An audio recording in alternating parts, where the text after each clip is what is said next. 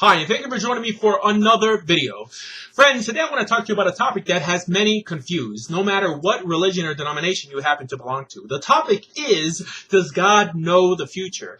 And the reason this topic is so important is because if it's not understood properly, it can cause an ethical breakdown to occur in any Judeo-Christian ideology or theology. Now, many would say that by stating that God does not know the future, we are in some way limiting his power of knowledge, or in other words, going directly against the notion that he is omniscient. So today I'm going to attempt to prove to you how God cannot know what we call the future and still be fully omniscient. Because friends, if man is not in 100% control of his outcome, purposeful, ethical religion is useless. And the idea that God knows what you're going to do in every circumstance, even before you do it, makes fighting our urges meaningless.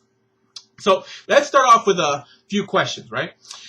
First, would you say that God knows, let's say, the green shirt you didn't wear yesterday, if let's say you don't even own a green shirt, right? Or plainly, can God know something that does not exist?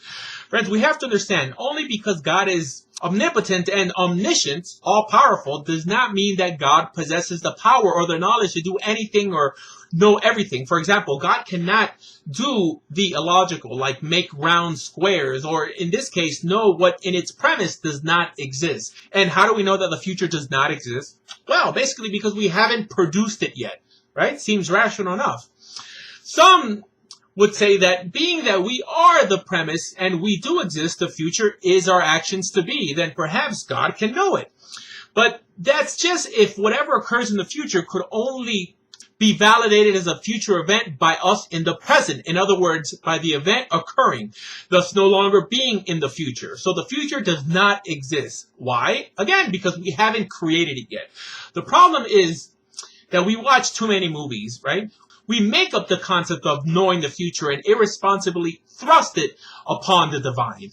Now, many would then say, how can we explain prophets or future events predicted in Scripture? First of all, let me explain blessings and curses predicted in Scripture.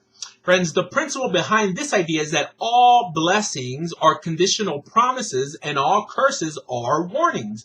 In other words, by either a person's or even a nation's actions, one is able to predict their outcome. When viewed in this manner, it gives one a more practical, physical, less mystical perception of Scripture and what God requires of us. And it really does a great job in humanizing the biblical prophets. Because even Chazal teach that one could actually learn to be a prophet. And there was even a school of the prophets. Because all it took was being able to understand and apply the mitzvahs and their consequences over people or even nations. Which really solidifies free will and divine justice in our lives. The idea that through keeping Torah mitzvahs, I can secure something special for me and my family. Not to mention that this destroys the notion that anyone is predestined for anything, right? Friends, it's all up to you and your desire to do good. And the reason I have to keep reminding Jews on this concept is because mystical Judaism has contributed much to the notion that individuals were destined for certain roles in the world.